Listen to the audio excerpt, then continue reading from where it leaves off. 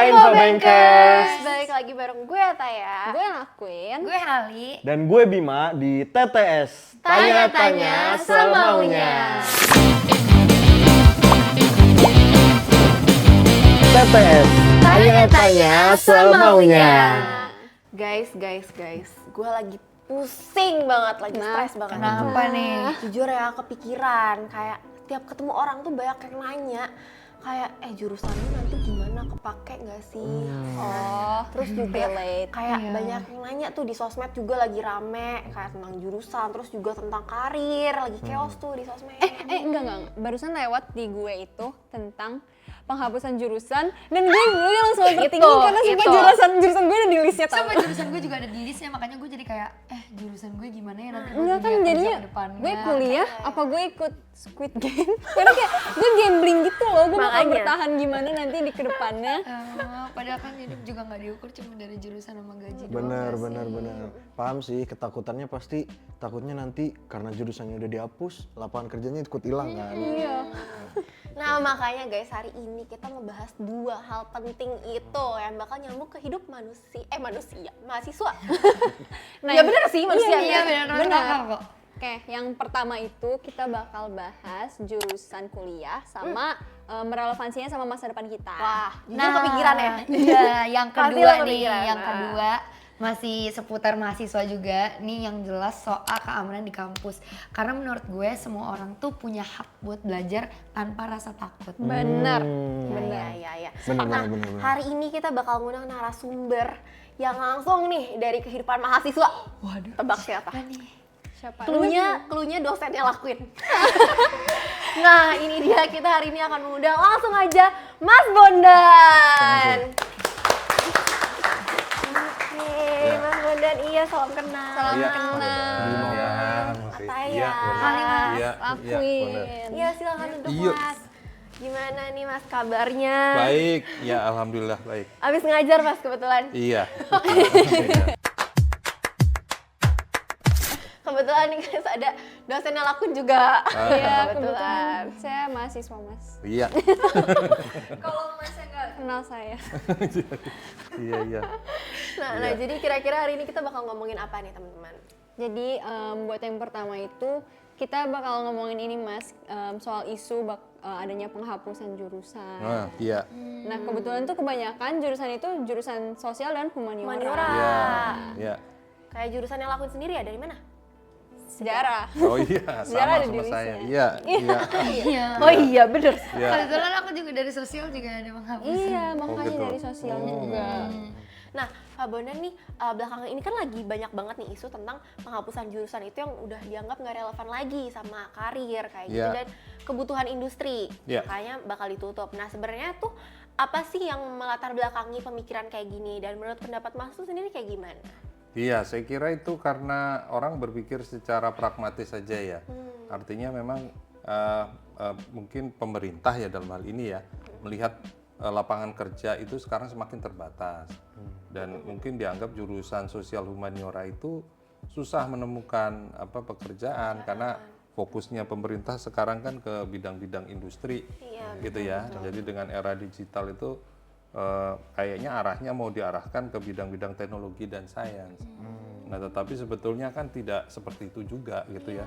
Karena jurusan-jurusan humaniora maupun sosial itu juga banyak yang bisa berkontribusi dalam Iya, bener sih. sama pentingnya dan bahkan kalau bidang kreativitas justru mungkin yang lebih punya potensi itu adalah teman-teman dari bidang sosial humaniora. Ini masalah kreativitas ya, bukan masalah keahlian atau profesionalitas.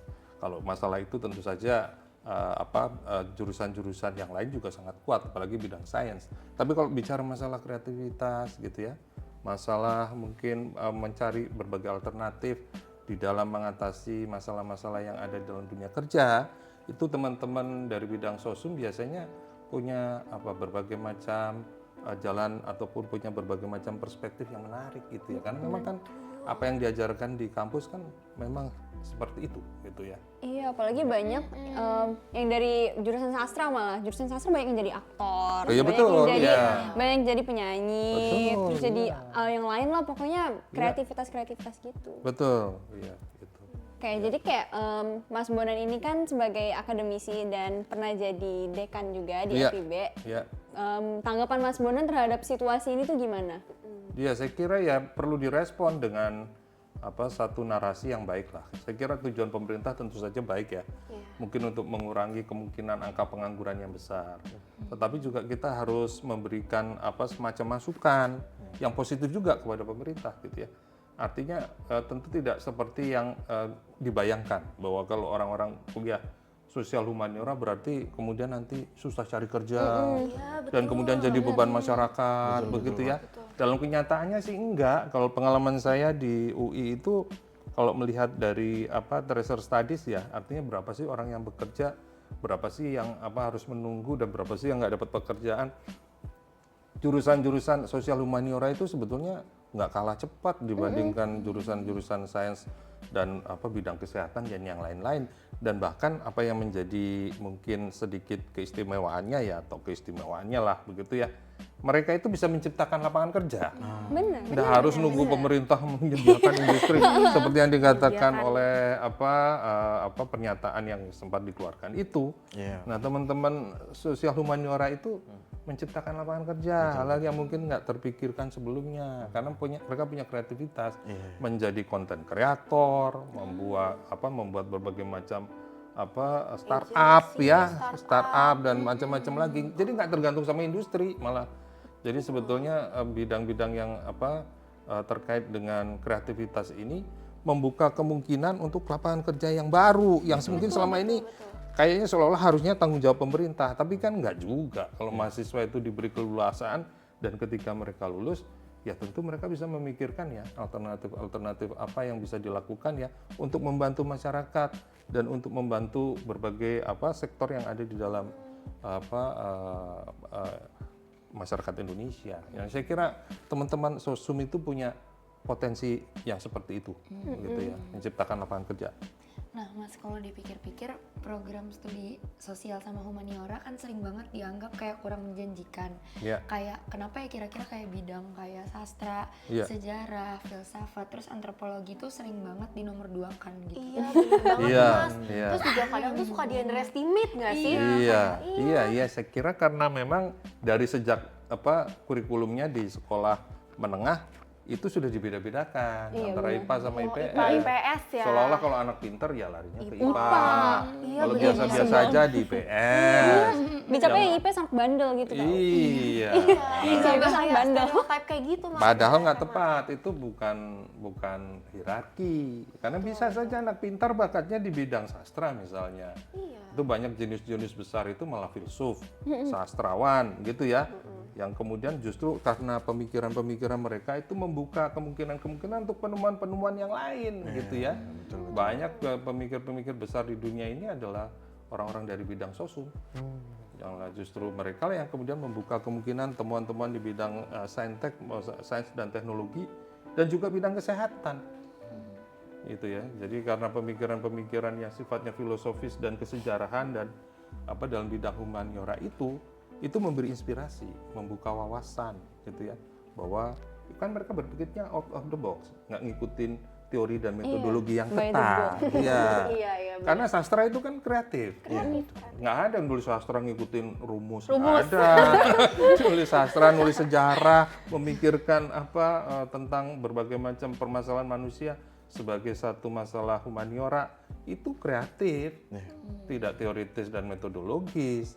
Nah ini yang membuat cara berpikir dan manusia yang seperti itu yang sebetulnya sangat diperlukan oleh Indonesia untuk keluar dari masalah itu malah justru akan terancam kalau kita menganggap bahwa jurusan-jurusan sosum itu nggak berguna ataupun mungkin ya lebih baik ditutup aja. Nah ini kan mungkin yang harus kita beri masukan ya kepada pemerintah. Betul sih, betul. Ya. Menarik Pak, menarik.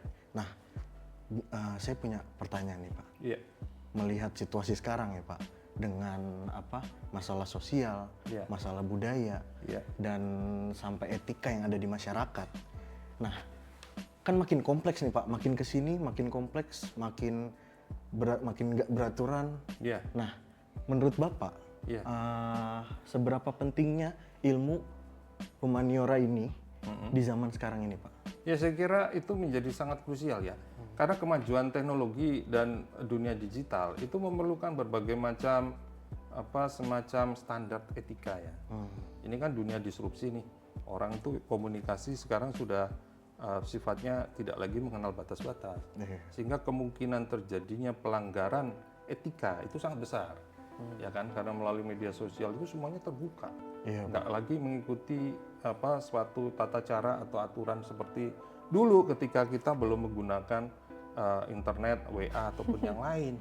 Bahkan cara komunikasi mahasiswa misalnya dengan dosen sekarang kan langsung, sehingga kita harus kasih tahu kepada mahasiswa kalau ngomong sama dosen caranya begini gitu kan. Iya kan, nah itu sebetulnya kan humaniora. Bayangkan kalau itu semuanya sangat teknokratis dan saintifik gitu ya, orang bicara apa adanya gitu, jatuhnya kan kurang sopan, kurang nyaman gitu ya, dan sangat teknikal. Nah padahal manusia itu kan nggak cuma itu, manusia itu ada aspek etikanya, ada estetikanya yang justru sangat kuat ya. Justru manusia itu membedakan manusia dengan mesin dan makhluk-makhluk yang lain karena dia punya etika, dia punya estetika, dia punya norma yang tidak bisa diukur dengan ukuran-ukuran yang sifatnya kuantitatif. Nah disitulah peran ilmu humaniora gitu ya. Nah kalau humaniora dihilangkan, bayangkan dunia kita itu keringnya kayak apa. Ya kan, betapa tidak menariknya dunia ini. Ternyata kita dibutuhkan juga guys di sini ya. Tanpa ada ilmu sosial dan humaniora, bisa dibayangkan. Ya keindahan nggak ada harganya, ya kan. Berbagai hal yang sifatnya itu adalah misalnya etika juga nggak dihargai, ya. Sopan santun nggak ada, dan kemudian berbagai hal yang terkait dengan norma, bagaimana orang harus berperilaku, dan berbagai macam hal-hal yang terkait dengan nilai-nilai, terus kemudian nggak ada nilainya. Nah ini saya kira satu gambaran dunia yang sangat tidak menarik kalau menurut saya, dan hampir nggak mungkin. Manusia itu selalu terkait dengan norma, etika, dan nilai-nilai. Itulah yang disebut dengan culture budaya. Maka humaniora selalu terkait dengan culture budaya, dan budaya itu mencakup semuanya. Bahkan sains dan teknologi itu bagian daripada culture sebetulnya, ya kan? Karena adanya culture, maka ada sains, ada teknologi, ada kesehatan.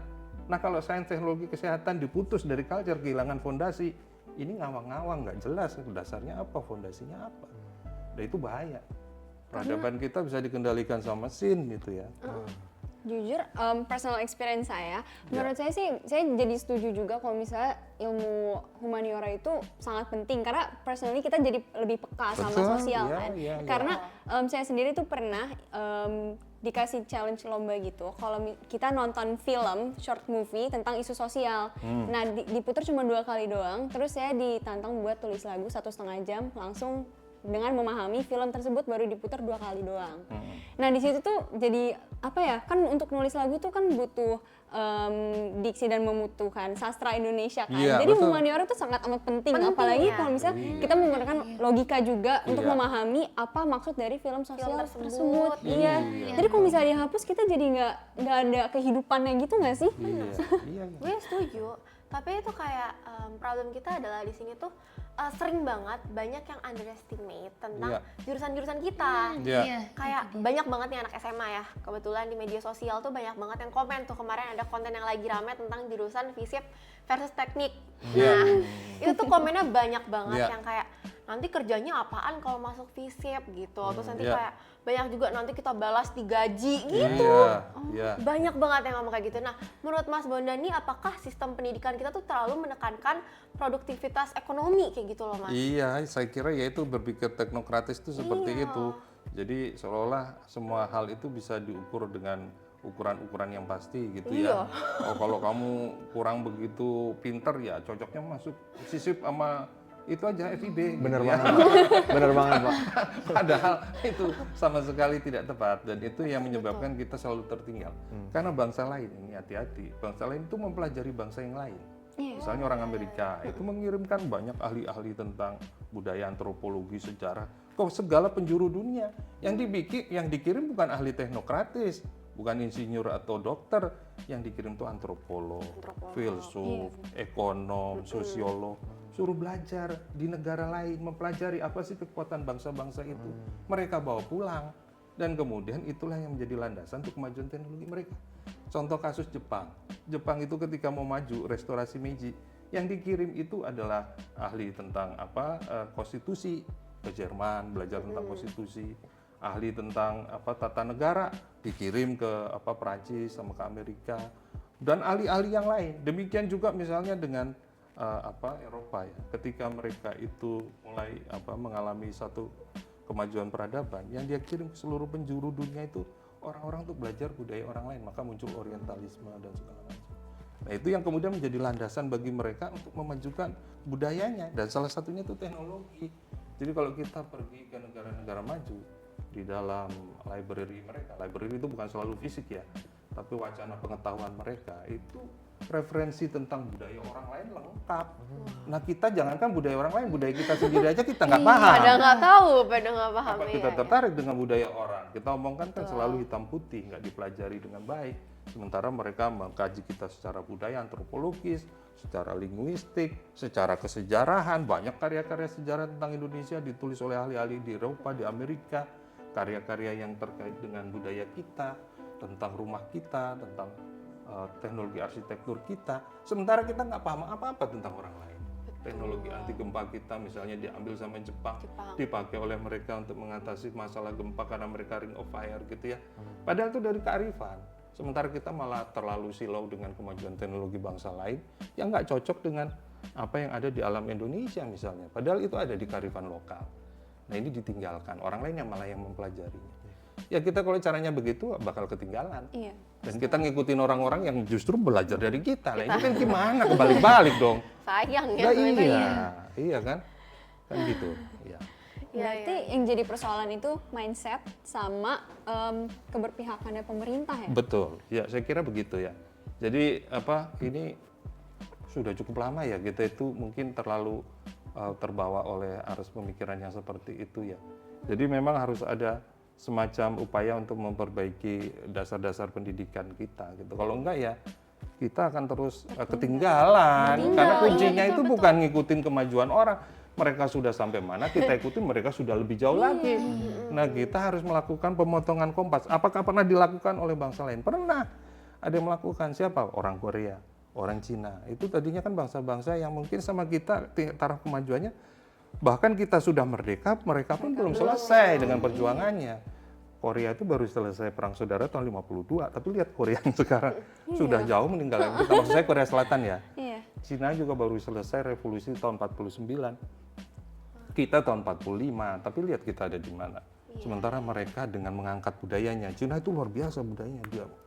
Dia betul-betul dia jadikan titik tolak untuk memajukan teknologi dan ekonominya. Korea apalagi?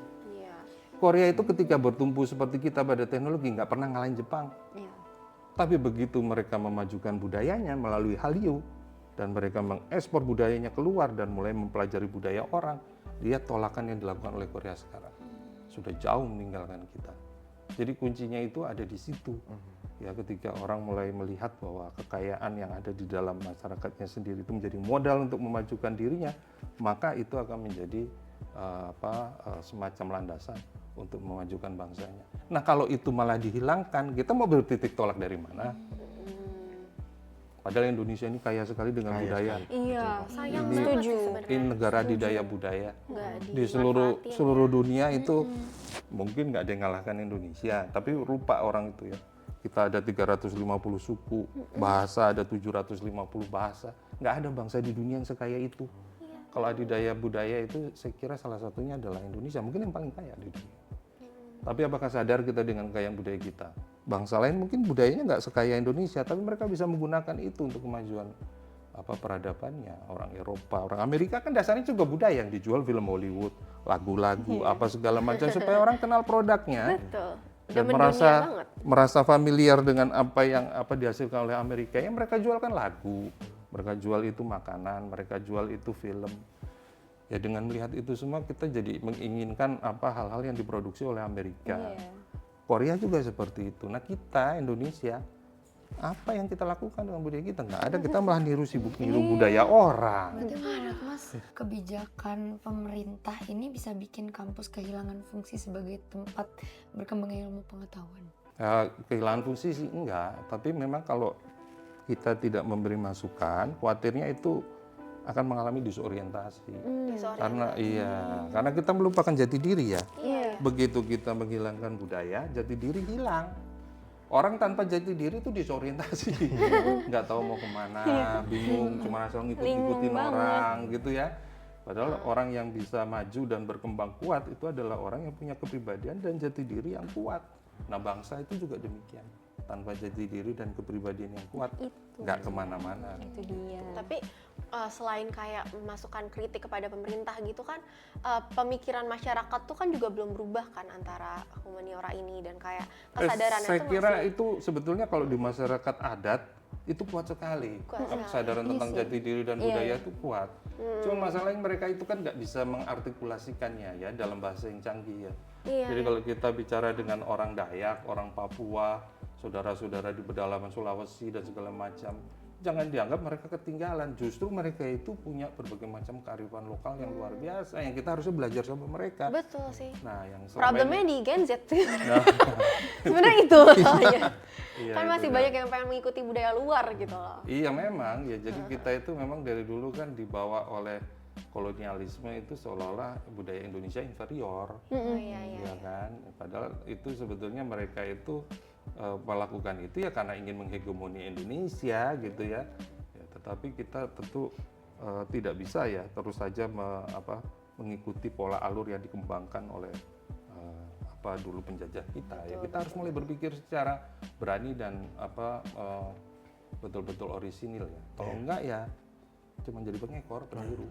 Betul Pak. Berarti kalau menurut Bapak, kalau misalnya Indonesia nih Pak, selalu mengekor terus, selalu ngambil dari contoh dari negara lain, kita ngekorin terus, berarti Indonesia bakal susah majunya kayaknya ya Pak. Kayak Korea gitu. Iya, kalau misalnya terus dengan pola seperti sekarang bahwa kalau mau maju tuh majukanlah teknologi, majukanlah industri, itu kan resep yang sudah dijalankan oleh negara-negara barat karena memang perkembangan peradaban mereka seperti itu.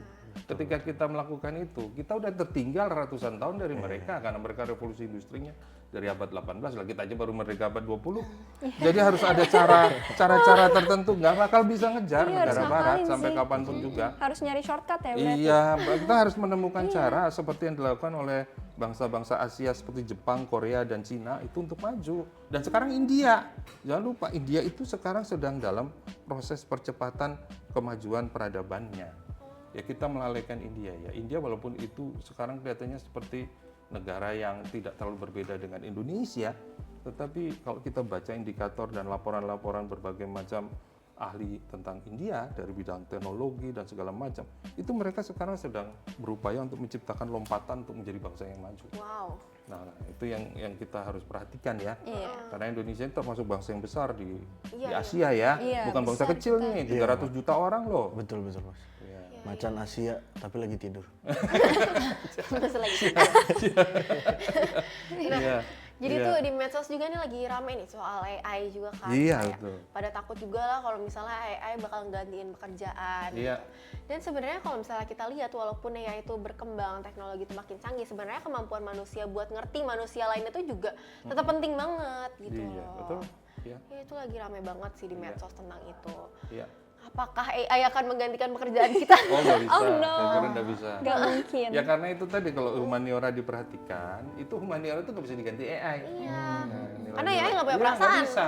Humaniora dan sosial itu nggak bisa. Iya. Tentang etika, norma, itu ya nggak bisa digantikan. Nggak ngerti mereka. Nah, nggak bisa. Mesin itu nggak punya perasaan. Itu betul sekali. Nggak punya rasa etika dan estetika, nggak ada. Bahkan yang ngatur AI aja kan manusia. Kita yang bikin AI kan manusia. Iya, sebenarnya Gen Z nggak perlu khawatir ya. Nggak perlu. Kalau bergerak di bidang sosial humaniora, AI itu bukan ancaman. Iya. Ternyata justru mendukung kita sih. Karena dari perasaan ya Pak keluarnya ya. Iya, dari apa yang namanya budi dan akal pikiran. Dan manusia itu kan punya budi ya, punya etika, budi pekerti. Bukan kepribadian, punya apa itu ya, semacam budaya itu kan dari budi dan kita itu ya. Jadi nilai-nilai yang ada di dalam diri kita yang nggak bisa ditiru oleh mesin. Iya betul sekali. Nggak bisa. Kalau itu mau dikomputerize juga nggak bisa, mau di AI kan nggak bisa. Ya, kalau orang itu punya satu budidaya budi pekerti itu ya, itu nggak bisa ditiru. Ya. Bener banget. Kita balik lagi kali ya ngomongin jurusan. Oh iya. Nah, menurut Mas ini kebijakan pemerintah tuh harus kayak gimana untuk menjembatani hal tersebut, kayak biar jurusan-jurusan yang di underestimate tadi itu tuh bisa lebih relevan dengan dunia industri itu. Iya, saya kira kurikulum perlu diperhatikan karena selama ini di SMP, SMA itu saya mungkin sudah lama concern ya, saya juga menyuarakan lah gitu. Itu sebetulnya kurikulum di bidang sosial humaniora itu kurang banyak ya. Terlalu berat muatan-muatan di bidang yang bukan sosial, saya nggak punya betul sosial yang bukan di bidang sosial humaniora gitu ya. Yang menurut saya itu kurang tepat gitu ya. Kalau untuk menghasilkan manusia yang seimbang ya antara otak kiri dan otak kanan itu harus imbang. Kalau yang dibangun hanya otak kiri, otak kanannya enggak, itu akan jadi manusia pintar yang nggak punya budi pekerti dan nggak punya moral etika. Pintar Itu bahaya banget. Ya, jadi orang yang seimbang itu adalah yang otak kiri, otak kanannya berkembang dengan baik.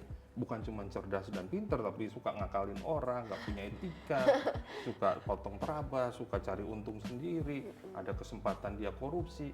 Tapi orang yang seimbang itu nggak usah diawasin, nggak usah diapa-apain. Dia menghargai orang, dia memikirkan orang punya lain. etika ya. Dia menghargai berbagai macam hal yang ada di sekitarnya, nggak hanya manusia, lingkungan juga.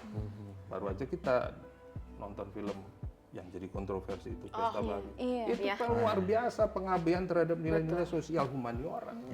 Ya belum terjadi itu aja udah kayak begitu ya, bayangkan perusakan alam dan segala macam yang terjadi di Papua.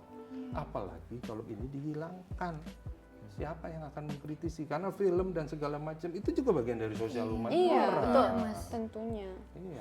Gitu. Dan harapan Mas Bondan sendiri sebagai akademisi, menurut Mas Bondan tuh idealnya pemerintah melihat pendidikan tinggi itu seperti apa? Ya harusnya memberikan porsi yang seimbang gitu ya. Saya kira ada kemauan itu dari pemerintah ya. Kita harus dorong terus, jangan hanya bersikap kritis dan menafikan apa yang sudah dilakukan oleh pemerintah. Tetapi kita harus support ya, meskipun mungkin kebijakan kurang pas. Kita coba untuk memberi masukan supaya ini menjadi tepat dan kemudian betul-betul bisa memunculkan potensi bangsa.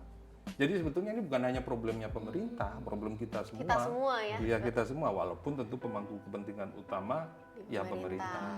Pastilah itu. Tetapi kita juga mengupayakan berbagai hal untuk bisa membantu pemerintah ya, untuk bisa berjalan on the track lah gitu ya, yang sesuai yang kita harapkan.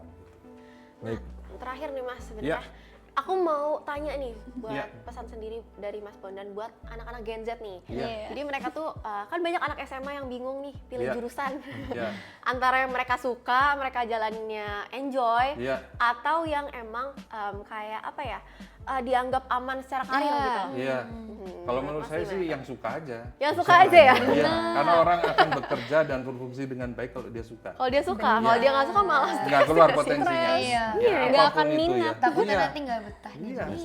Karena kadang-kadang orang nggak harus jadi seorang yang hebat dalam bidang ilmu ya. Kadang-kadang menjadi seniman, olahragawan.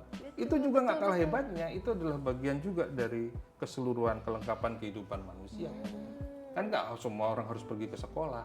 Kalau dia bakatnya olahraga, ya kenapa nggak jadi olahragawan yang hebat? Kalau dia bakatnya musik, kenapa nggak jadi pemusik yang hebat?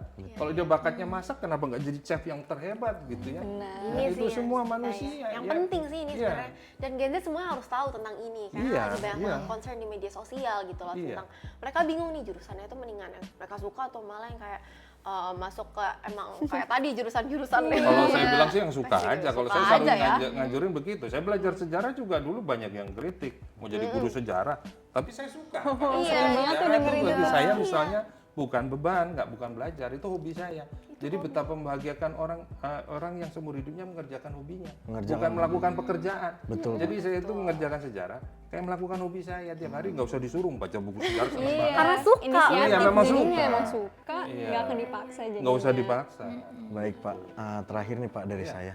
Kalau tadi pertanyaannya lebih baik memilih yang suka atau yang baik, nah saya ganti pertanyaan dengan bagaimana nih pendapat Bapak bagi kekhawatiran mahasiswa-mahasiswa yang jurusannya akan dihapus. Oh ya, saya kira nggak perlu khawatir ya. Saya kira setelah mendapat masukan, saya kira pemerintah sudah menimbang-nimbang dan memikirkan secara lebih mendalam ya, dan mungkin juga melihat juga. Nah itu pentingnya ya, memberikan satu pandangan kritis dan masukan. Jadi jangan hanya mengkritik dan tidak memberikan solusi. Nah kita kan juga menawarkan solusi ya. Ya artinya kemudian kita berikan semacam perspektif ya, bahwa sosial humaniora itu seperti ini, seperti itu, apa yang harus dilakukan, tambahlah kurikulum di tingkat SD, SMP, SMA di bidang sosial humaniora, kemudian rubahlah berbagai macam kebijakan yang selama ini mungkin lebih memberatkan ataupun tidak terlalu mendukung bidang sosial humaniora, sehingga kemudian justru potensi sosial humaniora itu berkembang, nggak jadi beban lagi, justru akan meringankan apa yang menjadi tugas pemerintah dan negara dan bangsa ini. Gitu. Jadi seperti itu teman-teman ya, ternyata kita nggak harus concern ya. Iya. Kita bertiga jujur agak pusing nih Tadi masih keringet dingin. Aduh jurusan aku ada lagi. Iya kan dari anak-anak FIB juga banyak kayak aduh jurusan kita semua nih. Gitu kan. Kok nggak ada satupun yang nggak masuk ya, semuanya ada. Iya ternyata teman-teman nggak perlu concern ya, dan lakuin aja sebenarnya apa yang kalian suka gitu kan ya. Iya, dan sebenarnya kita juga nggak cuma kritik pemerintah, tapi juga kita harus memberikan solusi dan juga kesadaran masyarakatnya itu sendiri.